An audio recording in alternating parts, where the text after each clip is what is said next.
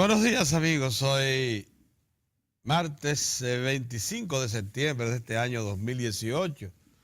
Hoy se cumple 55 años del aciago, golpe de Estado al primer gobierno democrático post dictadura de Trujillo, que encabezó el profesor Juan Bosch y el Partido Revolucionario Dominicano. A mí, ese momento, yo trabajaba para el Listín Diario. Me resulta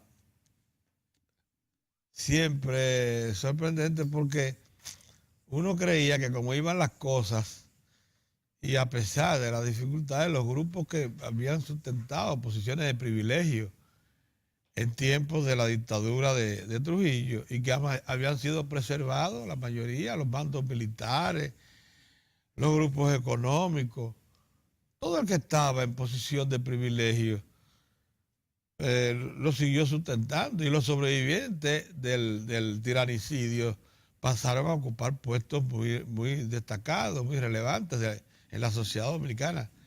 Parecía que el ambiente era de convivencia, pero por lo bajo, la sociedad, las estructuras de poder, la iglesia en particular, la iglesia católica en particular, la oligarquía dominicana que se formó en tiempo de Trujillo, algo se formó, no estaba dispuesta a afrontar el gobierno liberal, a convivir con el gobierno liberal de Juan Bosch. Muchas medidas muy liberales, muy abiertas, muy democráticas, fueron anunciadas y de inmediato se regó la acusación de que Juan Bosch era comunista y que estaba propiciando la instalación aquí de un régimen al estilo de Fidel Castro en Cuba. Por ahí fue la cosa. Lógicamente, los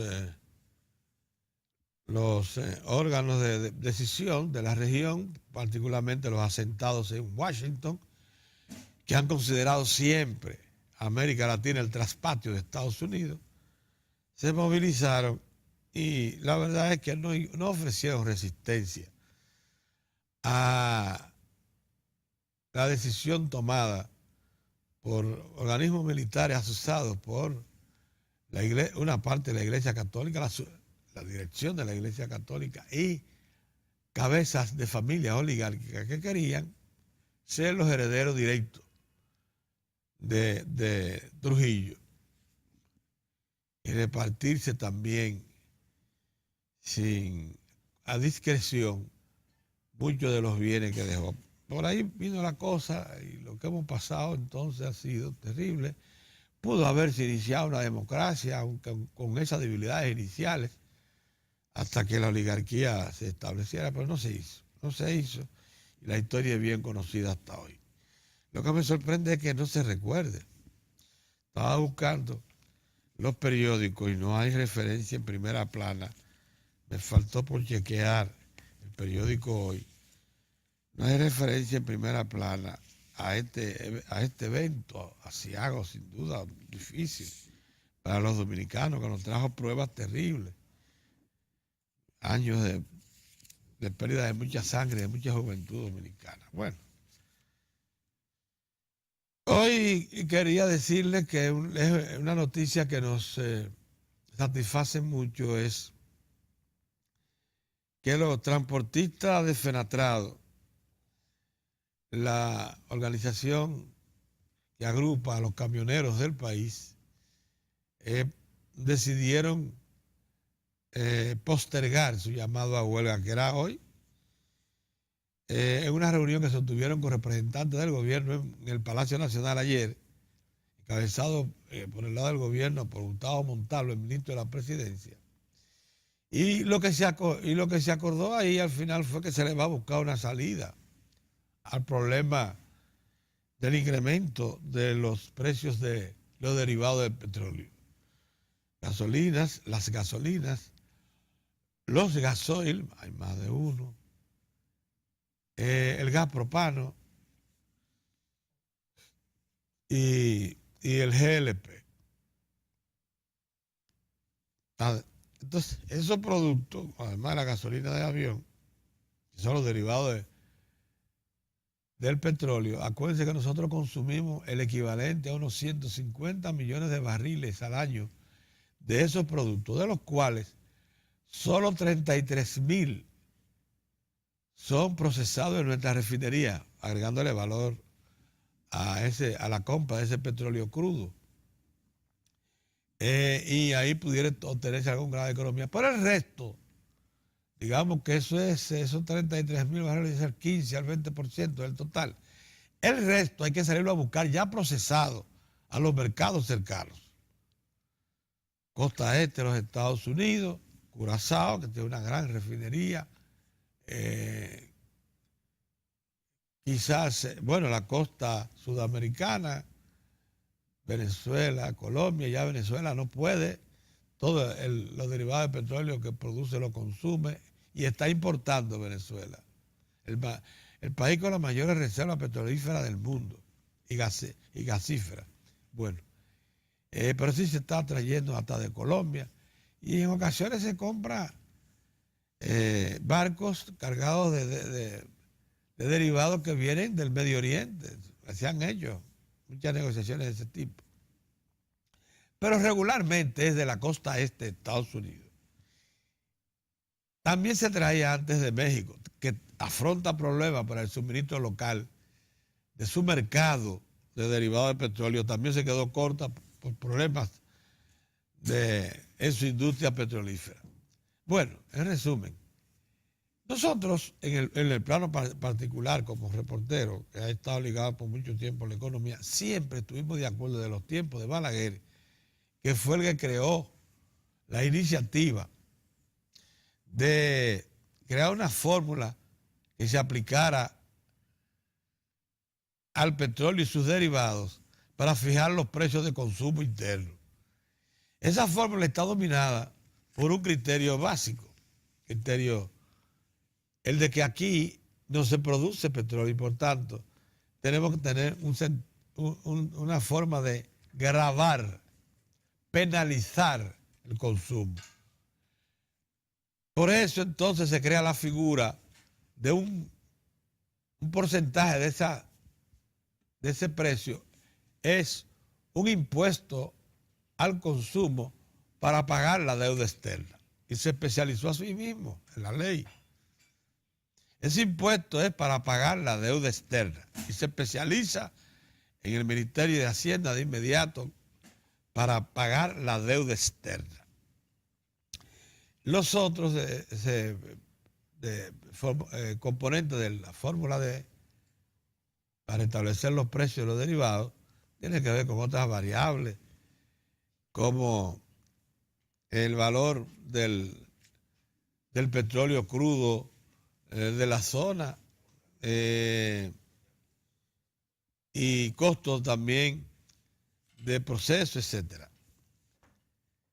El asunto está, y es lo que queríamos decir, el gobierno hizo bien con fijar un precio penalizante a los derivados de petróleo, porque si no, hoy estuviésemos no solamente malgastando estos derivados de petróleo tan caros, sino también consumiéndolo con absoluta irresponsabilidad. Se pensaba, eso sí, que a pasar el tiempo la gente iría tomando conciencia de lo grave que es pagar un petróleo y su derivado a precios casi prohibitivos. Probablemente seamos los que tengamos la tarifa más alta de la región. Pero la acción coincidió, que fue en la década de los 80, con una iniciativa que ya era una práctica establecida en Europa. Todos los países europeos y tengo entendido que asiáticos que no producen petróleo habían decidido dos cosas. Número uno, reducir el tamaño de las unidades automotoras para convertir entonces los vehículos que producían y ponían a disposición del público en lo que llaman utilitarios. Vehículos que sin lujo, tamaño pequeño, motores pequeños, redujeran notablemente el consumo de derivados de petróleo.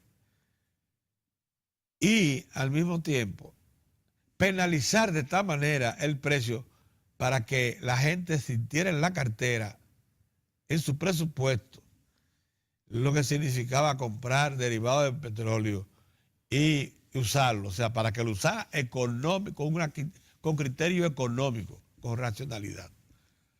Eso cumplió su papel en Europa, en toda Europa. Acuérdense que así fue que conocimos los pequeños vehículos que vinieron de Europa, aquellos carritos utilitarios pequeñitos. El país, siguiendo esa corriente, estableció esa fórmula. Ahora bien,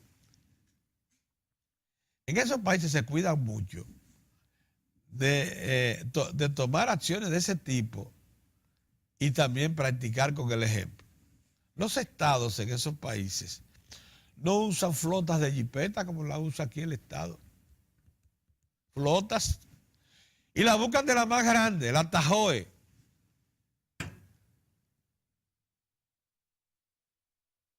Yo creo que es verdad, llegó el momento de transparentar aún más, se ha hecho el esfuerzo, de la fórmula que se utiliza para establecer los precios de los derivados del petróleo, que no se debe reducir por vía administrativa los precios, que esa fórmula ha sobrevivido a todos los gobiernos del PLD y a los últimos dos de Balaguer, y al del PRD del 2000 al 2004, porque es una fórmula que responde a criterios de racionalidad. El país no puede ofertar derivados de petróleo a precio bajo. Al contrario, debe apreciarlo cada vez más para que la gente entienda que eso no se puede usar de manera irresponsable. Eso es así. Pero usted no puede al tiempo que hace eso y mantiene esa política, enrostrarle a la gente de todos los sectores sociales un derroche. El derroche que significa funcionarios públicos encaramados en jipeta. Muchos de ellos que ni siquiera tienen que salir y exponerse en carreteras que definitivamente consumen los vehículos en poco tiempo, si no son sólidos, si no son fuertes. A mí me parece que el gobierno, que dice que va a buscar una fórmula de entendimiento con los choferes, con los propietarios de los camiones de transporte, tiene que buscarla, pero que por favor no toque la fórmula de precios de los derivados del petróleo, que no toque eso.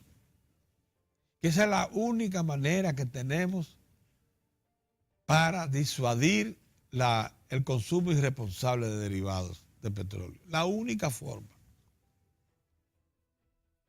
Y eso lo ha respetado todos los gobiernos desde los 80 hasta hoy, porque han llegado a ese clarísimo convencimiento. Tiene que haber, lógicamente, otro tipo de tratamiento que le permita a los camioneros, si ellos demuestran que en efecto está saliendo más caro a la salga del chivo, o sea, mover sus camiones, que lo que perciben por el transporte de carga, bueno, se le debe buscar algún tipo de compensación a eso. Pero que no se modifique la tarifa, porque eso sería gravoso para el país. Eso sería cambiar una línea que ha sido correcta, que ha dejado beneficios importantes, los cuales son, entre otros, impedir que haya un mayor derroche, una locura en el consumo de derivados de petróleo. Miren, un tema que está candente, verdaderamente candente, y que parece que está llegando al punto de definición, es el tema del sistema pensional dominicano. Ya eso llegó a su punto de definición, ya no hay que darle muchas vueltas.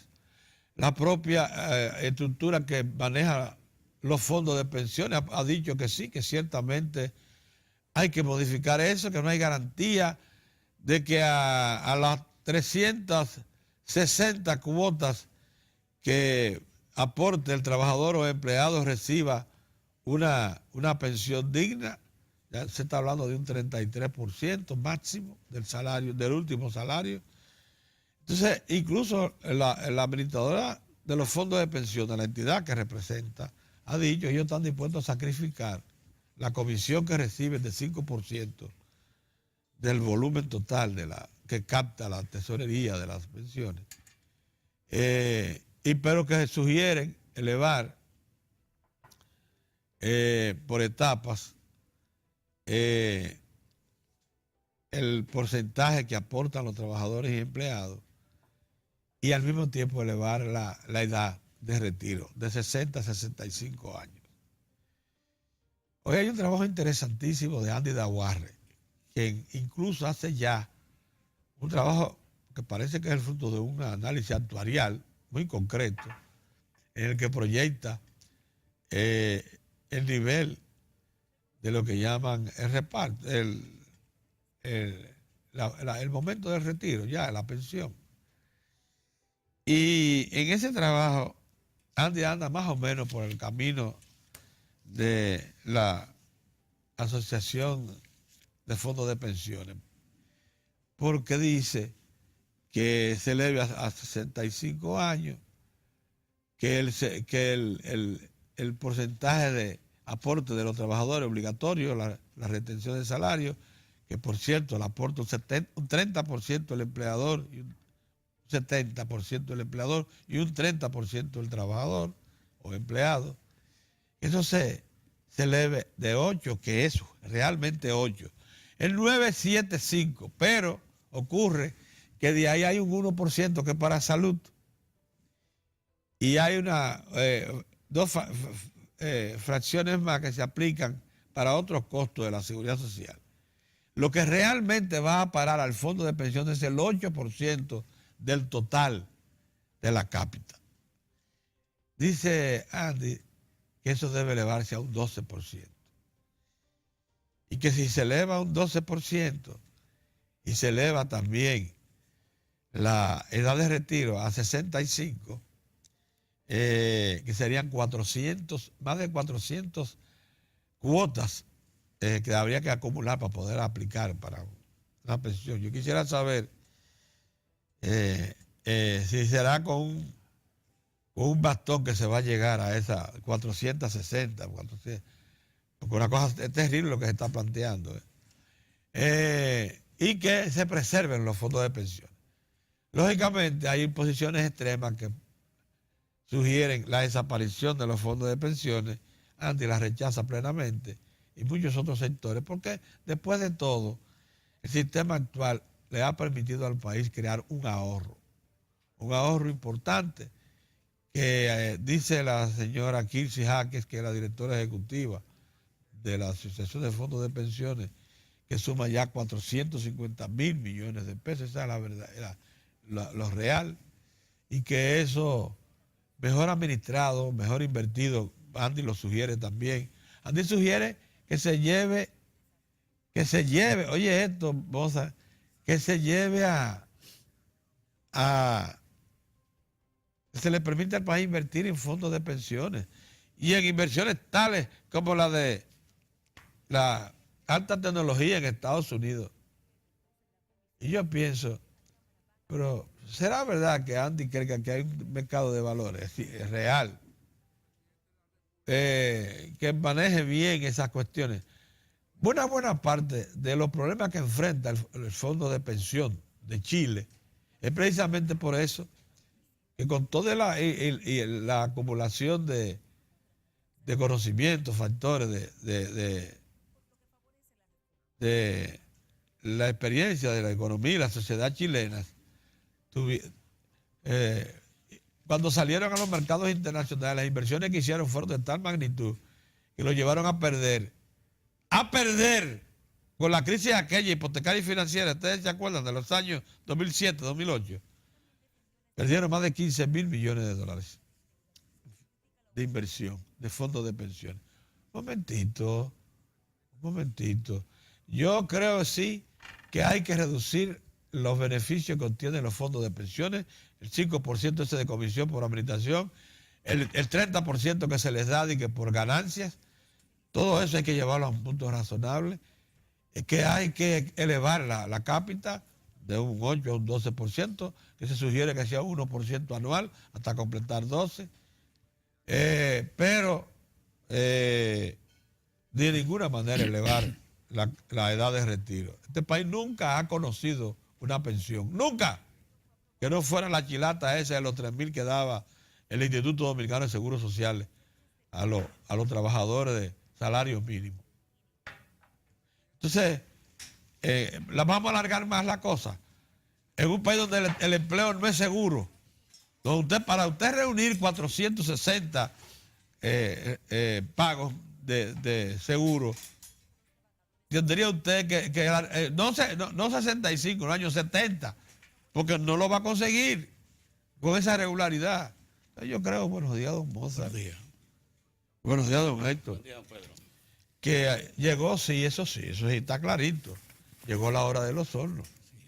Hay que definir la política que finalmente vamos a adoptar con los fondos de pensiones antes que nos caigan los próximos 15 años y comiencen los primeros retiros. Bien, buenos días. Se cumpla 30 años. Tal y como dice Pedro, ese es un tema que está tocando fondo. Está tocando fondo ya. Y veremos cómo seguimos con el tratamiento del mismo hasta ver algún tipo ya de acción dirigida a hacer los cambios que requiere, porque lo requiere el sistema, no solo el de pensiones, sino toda la reforma del sistema de seguridad social en el país. Vamos a esperar eso. No hay dudas de que la noticia más importante, y si se quiere, hay que reconocerlo también, tranquilizadora de hoy, es la suspensión del llamado, de la convocatoria a paro de los transportistas de carga en el país. A eso no hay que darle mucha vuelta. Todos debemos reconocer que para mal, así es, la gran mayoría de los servicios de carga en el país está en manos de un sindicato, de una empresa, de un sindicato, de un consorcio empresarial que se llama Fenatrado. En consecuencia, cuando usted tiene la mayoría de los recursos para servir, para dar un servicio vital y estratégico, como es el caso del transporte de carga en el país o en cualquier país, entonces usted es un sector, usted representa un sector que hay que considerar. Y además tiene usted sobre sus hombros una gran responsabilidad para que ese país pueda marchar, ande de la mejor manera posible. Entonces, al hacer este llamado que había hecho Fenatrado de suspender por 72 horas a partir de hoy el servicio de carga, eso ya de por sí le ocasionaba al país una situación difícil, que aunque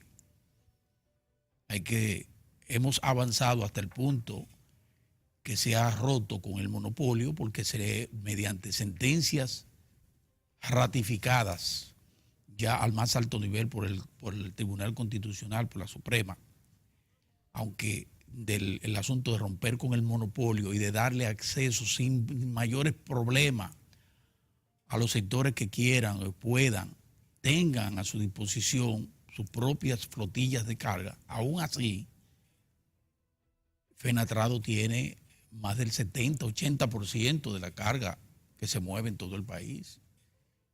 Entonces nosotros queremos saludar que luego de una reunión entre los directivos de Fenatrado y el gobierno, encabezado por el ministro de la Presidencia, el señor Montalvo, se llegara a un acuerdo preliminar en el sentido de dejar sin efecto esa convocatoria a partir de hoy a parar el servicio de transporte de carga e iniciar un proceso de diálogo sobre la base de las demandas que hacía o hace Fenatrado y sobre la base de la disposición o posibilidad que tenga el Estado Dominicano y el gobierno de responder a la misma.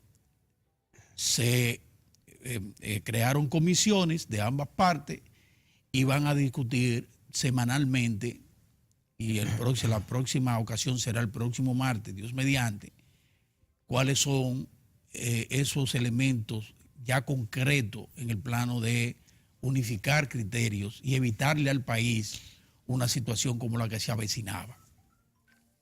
No obstante ese respiro que tenemos con la carga, tenemos también ahí una amenaza, un llamado a paro en el sur por parte de la gente de Juan Ubiere, que tiene transporte interurbano y urbano.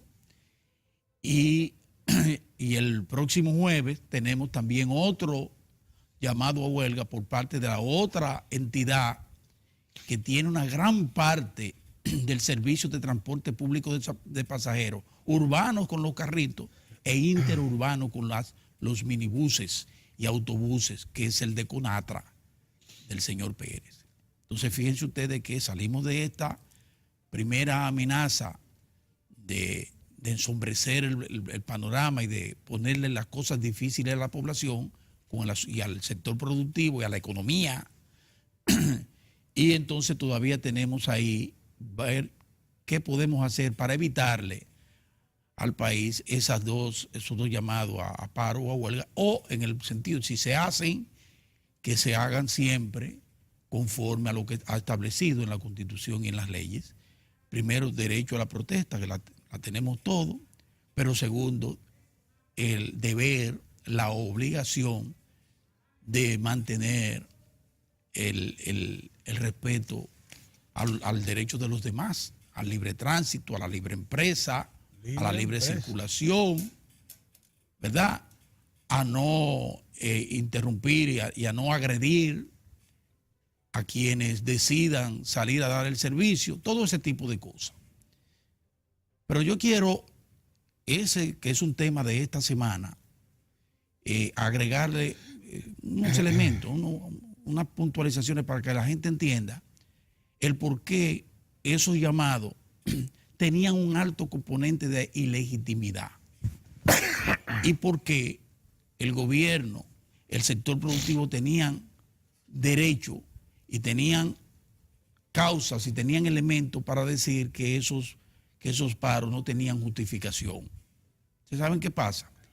Que nosotros tenemos aquí una legislación, nosotros tenemos un proceso de reformas que se está dando en el sector de tránsito terrestre, tanto de carga como de pasajeros, que tiene su sustento en una ley, que es la Ley de Tránsito, Transporte y Seguridad Vial.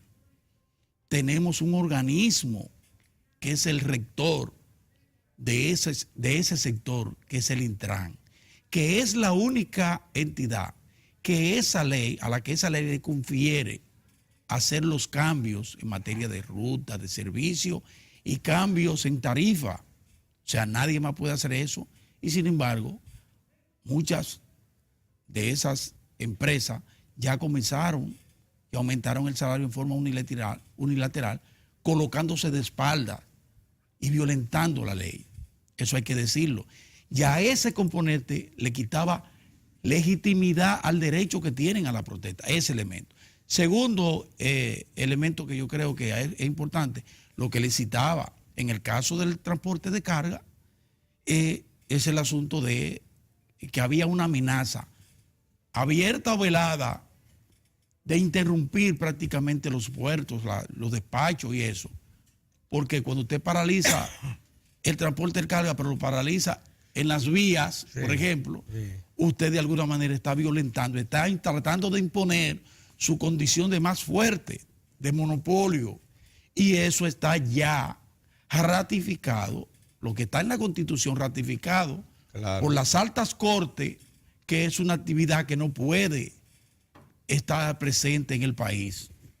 Entonces, en ese sentido, eso también le restaba legitimidad al paro. Pero ahí hay otro componente que yo quiero a propósito del acuerdo que no se ha dado a conocer en todas sus partes. Nosotros esperamos, no se lo cumplen los colegas porque no lo socialicé con ellos, pero pienso que por ahí pudieran andar. Otra cosa importante, fíjense que cuando me hablaron de que van a paralizar el transporte, tanto lo de carga como de pasajeros, es por las alzas en el combustible. Ahí tienen otro problema de legitimidad. El combustible ha ido aumentando en este país en forma sostenida, con bajas moderadas en ocasiones, porque sigue el ritmo del comportamiento del petróleo a nivel internacional. Y eso mediante ley, mediante un mecanismo institucional que se ha creado en el país, los precios de los combustibles aquí en el país van a depender del mercado del petróleo, que nosotros no producimos. Si el mercado del petróleo, la tendencia es a la baja, pues se supone que la tendencia aquí de los combustibles que usamos es hacia la baja. Pero si la tendencia es hacia arriba, pues debe suponerse que también, de acuerdo a la ley que aplica Industria y Comercio en forma legal toda la semana, porque monitorea los precios, es la ley. No estoy diciendo que estoy de acuerdo, a mí no me gusta, se lo vengo diciendo desde hace días, que no me gusta ese sube y si baja. Creo que hay que buscar otro tipo de mecanismo. Pero bien, el asunto es que los transportistas no pueden alegar eso porque tiene un tiempo. ¿Quieren que les dé un dato? Desde el 2016, en el 2016, el petróleo ha estado con una tendencia a la alza. En ese momento, el promedio del precio del barril de petróleo que nosotros usamos aquí era de $30 por barril. En el 2016. En el 2016. Y eso comenzó a subir y ya hoy está a 72. 72 dólares el barril. Ha ido subiendo de 30 a 72. Son, ¿verdad? Más de un 40%. ¿Verdad? De incremento permanente. Y no habíamos visto ese tipo de apelar a los extremos, porque parar un servicio, eso es el extremo, eso es darle de lado a todo para ir inmediatamente a los extremos, nos resultaba a nosotros altamente sospechoso. Porque además se daba en un contexto donde hay otros sectores tan sensibles como ese también, que es el de la electricidad, donde también ha habido algunas escaramuzas dirigidas a crear una situación en el país nada agradable. Y en ese sentido decíamos, pero ven acá, no puede ser. Entonces, en el marco de los acuerdos que arribaron las autoridades, yo espero, primero, y eso yo lo doy por descontado, que el proceso de reforma y de normalización, de darle orden al sistema de transporte en el país no se va a detener, que eso va a continuar. En aplicación a la ley, eso va a continuar. O sea, yo sé que eso ha enojado a transportistas que tienen chatarra, que dan un mal servicio y que ha obligado a gente, felizmente, a como Marte, que anuncia hoy 55 autobuses más que él va a comprar de su propio recurso. Perfecto, nuevo, perfecto. Pero eso ha sido precisamente porque los cambios que se están operando es para tener un servicio decente, digno para la población y más barato y más rápido. Y como se han incorporado desde la gestión del doctor Leonel Fernández con el Metro de Santo Domingo, nuevos servicios que apuntan en esa dirección, y el presidente Danilo Medina ha tenido la feliz iniciativa de darnos el teleférico que viene ahora con una segunda línea a partir de los Alcarrizos, eso también va en la misma dirección. Eso no se va a detener, muy por el contrario, yo quiero que eso que vaya un poquito más dinámico. Está contemplado en el presupuesto del 19, están los recursos ahí en el 19, que esos son temas que trataremos después. Y entonces hay otra cosa que yo espero que tengan cuidado las autoridades. En el marco de todo este proceso de reforma y de adesentamiento y de transparencia del sector, las autoridades dispusieron el año pasado quitarle el subsidio a los transportistas, al sector ese de transporte. Con lo cual el Estado, primero, se ha ahorrado 6.000 millones de pesos, Pedro. Es lo primero. Segundo, cambió una distorsión. Eso era una distorsión que había. Aquí había centrales, dice que son centrales, pero no son centrales, son gremios empresariales que tenían en patio estaciones para el combustible. Es un mercado, es una competencia desleal para otros, que eso se rompió. Eso le quitó de las manos todo eso. Es un trasiego de combustible que había en el país, un pandemonio. Todo eso se quitó cuando le quitaron el subsidio. Yo espero que no se me hable, que no se le hable al país. Espero, porque yo no soy quien para atrás, pero espero que eso se mantenga. Que esa eliminación de esa distorsión se mantenga. Y que cualquier otro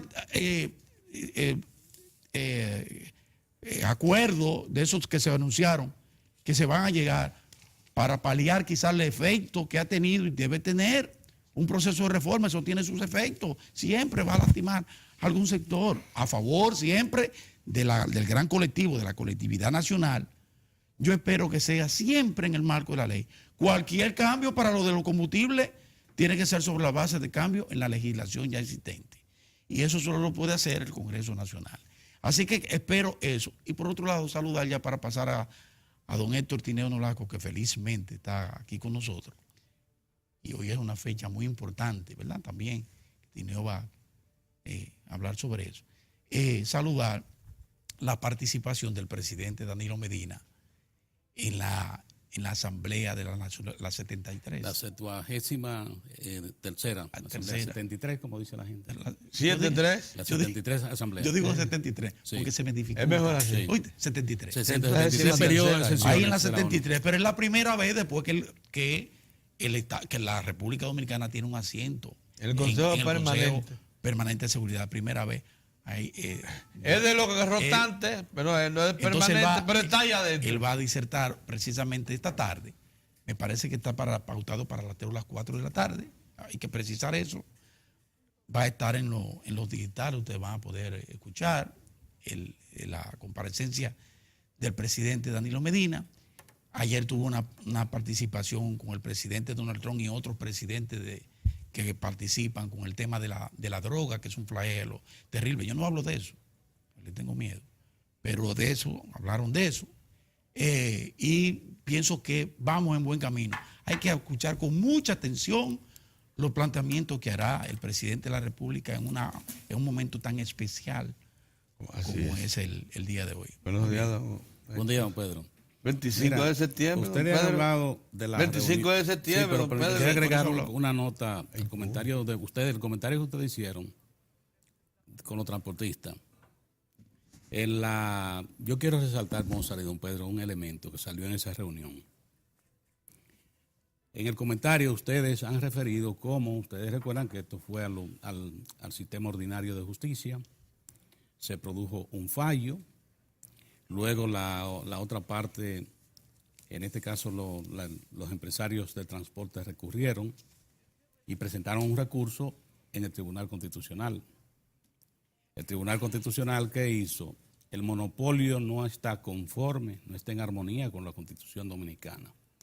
Y la Constitución Dominicana establece que todo acto contrario a esa Carta Magna es nulo, dice la Constitución de la República. De manera que en eso no hay discusión. Ahora bien, ¿qué pasó en esa reunión? Que es lo que quiero resaltar.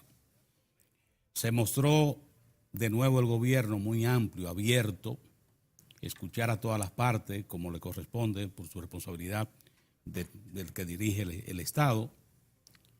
Se tomó nota, se tomaron decisiones, pero ¿qué quedó claro? Que la ley es lo que norma.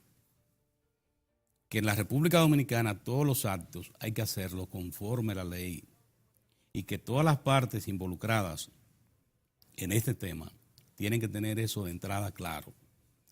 Y pienso que esto fue muy importante, que ahora en el tiempo que se ha dado para que puedan analizar posiciones, ir por punto más claro a la próxima reunión con las autoridades, auguro que se va a producir finalmente un acuerdo que se va a tener que aceptar en República Dominicana, que el monopolio ciertamente no esté en armonía con la Constitución de la República y que una práctica de monopolio no se debe permitir en República Dominicana en ninguna actividad económica, social, política, no se debe permitir. Y en esa reunión eso quedó claro, de manera que ciertamente que abre un espacio de espera de que al final se pueda terminar con elementos que siempre van a dar lugar, si no hay soluciones, a conflictos. Ojalá esto ahora termine, porque ciertamente esa manera que desde el gobierno se le precisara, muy bien, todo, muy bien, pero tenemos que entender que lo que norma la ley, ninguna autoridad te lo puede modificar, salvo que se tiene el procedimiento que establece la Constitución de la República, se somete una modificación al Congreso Nacional. Y dos, que esa ley 163/17 de transporte, esa ley, el del Intran, es para aplicarse y que se va a aplicar. También en esa reunión quedó claro que ese proceso va en marcha y que nada lo detendrá en República Dominicana. Pienso que eso es muy importante. Dos, la República Dominicana conmemora hoy el 55 aniversario del golpe de Estado que derrocó el gobierno constitucional del presidente Juan Bosch. El presidente Juan Bosch, que vino con un proyecto de establecer un régimen democrático en República Dominicana. Un régimen, como dijo en su discurso de toma de posesión, en el que la única figura que se aceptara como dictadora fuera la ley.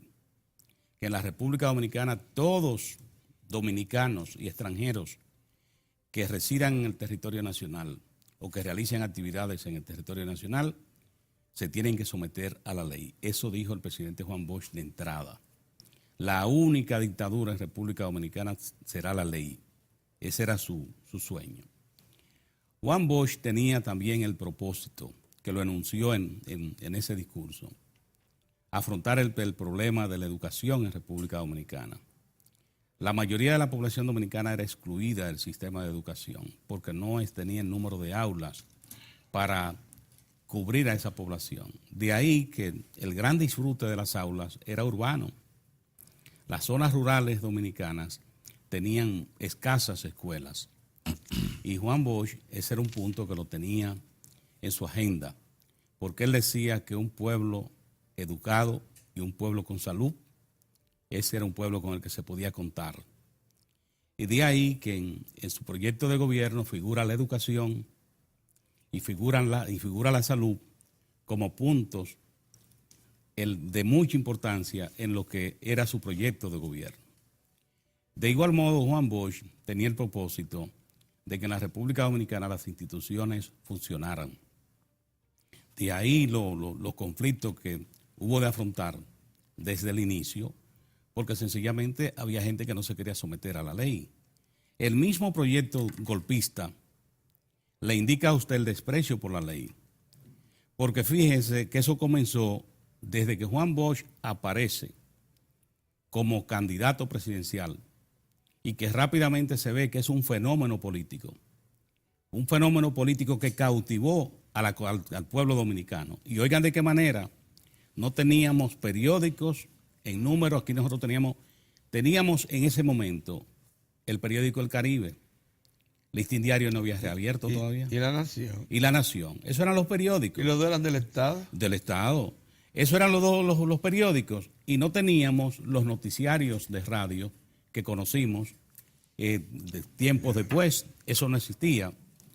Era, ya usted sabe, la isla del medio de rumor hacía muchos estragos en la sociedad dominicana. Claro. Y Juan Bosch se planteó ese propósito de avanzar en esa sociedad. Y usted sabe, para que ustedes oigan, educarla con usted sabe lo que charlas semanales. Sabe lo que se hizo, lo que hizo. Bueno, reconocido como incluso una nueva modalidad de alocución en República Dominicana, le establece Juan Bosch con sus alocuciones por radio, que ahí fue exponiendo lo que sería su administración y los puntos que plantearía, que eso dio lugar a mucha mofa. Porque, por ejemplo, cuando se hablaba de que el Estado asumiera responsabilidades para atender a las personas que no tenían manera de, por ejemplo, comer, que no tenían manera, cuando planteó las primeras ideas, el combate vino, porque se entendía que eso era misión imposible. Entonces, ¿qué es lo importante? Que 55 años después está en el poder, en la administración del gobierno, el Partido de la Liberación Dominicana, que es una organización política de idea de Juan Bosch, que se mantiene con puntos que usted mira al cuadro y dice, ahí están los orígenes de esa sensibilidad. Usted ve, por ejemplo, los programas sociales, cómo se han mantenido. Recuerden lo que pasó con los organismos internacionales. Ha habido momentos cuando se ha planteado recorte que ha querido llevárselo. Y desde la administración del gobierno, desde el Poder Ejecutivo, se ha producido el levante. No, a eso no se toca. Ustedes han visto cómo se ha estado aplicando la ley de educación. Cómo a nadie se le ocurre inventar con esos recursos que están asignados en el presupuesto general del Estado para educación en la República Dominicana. Pero han visto lo que son en el campo de la educación programas que comienzan desde la primera infancia. O sea, cómo hoy el Estado Dominicano tiene programas para darle protección a niños desde los 3 meses, que es el programa de atención a la primera infancia. Y ahí están las estancias infantiles que reciben los niños de esa edad, o sea, recién nacidos. Los reciben, lo que quiere decir que una madre trabajadora, una familia trabajadora, tiene un lugar donde están estas estancias para llevar a sus niños. Todo esto hay que verlo en los orígenes. En los orígenes de ese proyecto de Juan Bosch, que tenía el propósito de seguridad social. Recuerden, ya Juan Bosch comenzaba a conocer la experiencia de Costa Rica, la había conocido. Y Juan Bosch había visto lo que había estado pasando en la sociedad sudamericana ya en los años que vivió en el exilio. Y vivió el proceso de Cuba. O sea que tenía mucha información. Y algo importante con él fue socializar esas informaciones que ya se estaban dando en el mundo, que en República Dominicana no se conocían, porque no existían medios de comunicación. En este día, lo que hay que recordar es precisamente con respecto a la memoria de Juan Bosch y pensar que ahí están los orígenes de un político que tuvo la oportunidad de participar en la fundación de los 2 partidos más grandes que ha tenido República Dominicana, el PRD en La Habana, Cuba, en el año 1939, y el Partido de la Liberación Dominicana en República Dominicana, en el gobierno, hoy, en el año 1973. Ciertamente que este acontecimiento lo que enseña es, muy bien, ese golpe trajo desgracia, porque trajo la guerrilla de 1963, trajo la guerra de abril, después trajo un periodo de violación de los derechos humanos abierto, y regresaron las deportaciones. Recuerden que Juan Bosch, uno de los planteamientos también que causó más molestia en los grupos conservadores, es que él dijo que ningún dominicano podía ser deportado de su territorio porque tenía derecho a vivir en República Dominicana. Claro. Y todo eso fue creando situaciones que uno dice, bueno, en el tiempo fue un adelantado Juan Bosch y un visionario. Y hoy, ¿cómo recordarlo con respeto y celebrar que parte de sus ideas se ejecuten precisamente en una administración del PLD, el partido que fundó en 1973? Como estamos viendo, la administración del presidente Danilo Medina, y vimos la administración del presidente Leonel Fernández. Recuerden, aquí había gente que decía que la seguridad social no era posible. Aquí había gente que decía que no era posible, por ejemplo. ¿Ustedes no han visto lo de la visita sorpresa? La visita sorpresa, señores, involucra proyectos de casi 700,000 millones de pesos. Las visitas sorpresa. Entonces, todo esto se veía como misión imposible, pero eso le indica que cuando hay voluntad, cuando hay la visión, es posible cambiar en una sociedad y transformar en un Estado de Derecho. Antes de irnos, don Héctor, hoy es Día de las Mercedes. Sí. El Día de la Mercedes pasó ayer, don Pedro. Pasó ayer, el día. Ayer, pero Pedrito, como cada año, y esto es importante, concentró en La Vega. Para que Fue ustedes vean ayer, cómo sí. la Iglesia Católica mantiene sus tradiciones. Todo el mundo se Santo fue, Cerro. hizo lo que quiso, pero la comunidad católica, hay que decir, en todas las iglesias se hicieron actos especiales, además de la concentración del Santo Cerro. La iglesia bonita. Don Pedro recuerda, ¿sabe? El Santo Cerro, porque de la Gorda Las actividades se iba al Santo Cerro. De Agua Gorda, ahí Sí, vamos allá hacia el el Santo Santo Cerro. Cerro. Oye, una cosa, ¿y Sí. quién ¿Tú te le lo tiras- cambia? ¿Qué le cambia ese 24 de No, No. Fíjate que en la ley de... Miren, pero permítanme que se nos pasa, se me pasó. Sí. A felicitar a 2 grandes amigos, 2 gente que yo quiero mucho. por razones diferentes. Primero, a Sonia Estrella, que cumplió años. Ayer, sí. Ayer. Felicidades, Sonia. Sonia Estrella es la esposa del caballo. El caballo es el esposo de Sonia. No, el caballo es el esposo de Sonia Estrella, una gran Don Pedro amiga. Cava. Sonia, tú sabes que nosotros te adoramos, te queremos muchísimo. Y lo que deseamos es salud, sobre todo. Sí. Tú sabes que la gente batalladora como tú, y Salud. esa sí es batalladora, compadre. Solo necesita salud. Salud. Después lo otro es para adelante, ¿verdad, Pedro? Todo bien. Así que un abrazo para Sonia. Y otro es a Luis Armando Asunción. Luis Armando Asunción, el que ha sido superintendente ratificado. de banco, que fue ratificado el pasado Viernes. viernes. Sí. Ya nosotros habíamos tomado pie en Ya el polvorosa programa a había disfrutar terminado. del fin de semana feriado completo. Los viejetes, nosotros pueden, pero nosotros Cada cada vez vez que con tenemos todo. la oportunidad ¿Eh? de ¿La tomamos? No la tomamos. Entonces no la tomamos. Entonces desde aquí a Luis Armando Asunción, Claro. una más del presidente Sí. de la República, ratificando las cosas por donde andan muy Sí, bien, sí. que es precisamente una de ellas, como lo fue con la gobernación del Banco Central, ¿verdad? Y del superintendente. La ratificación la ratificación del gobernador. de Valdés Albizu y todo el equipo. También de la misma manera, la labor formidable que viene desarrollando Luis Armando Asunción Muy bien. en un elemento tan importante como es la supervisión del sistema financiero Sí. de la República Dominicana, que ha ido tan bien. Así que un abrazo para Luis Armando. Vamos a hacer un Asunción. alto. Vamos a hacer Un abrazo y feliz. Exacto. Y auguramos un nuevo Entonces éxitos. volvemos. Muy bien.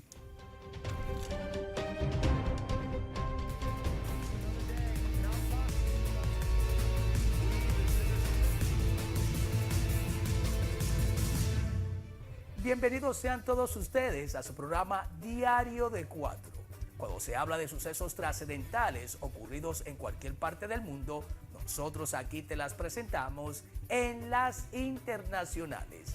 Donald Trump anunció que volverá a reunirse próximamente con el líder norcoreano Kim Jong-un. Lo ha dicho antes del comienzo de la Asamblea General de Naciones Unidas, la segunda a la que asiste. En la del año pasado amenazaba con borrar del mapa a Pyongyang. Las relaciones con Corea del Norte son muy buenas. Tenemos muchas cosas preparadas. Parece que tendremos una segunda cumbre muy pronto. Como saben, Kim Jong-un escribió una carta bonita, pidiendo un segundo encuentro, y lo haremos. El secretario Pompeo lo resolverá en un futuro inmediato. El presidente estadounidense se reunirá con su colega surcoreano Moon Jae-in.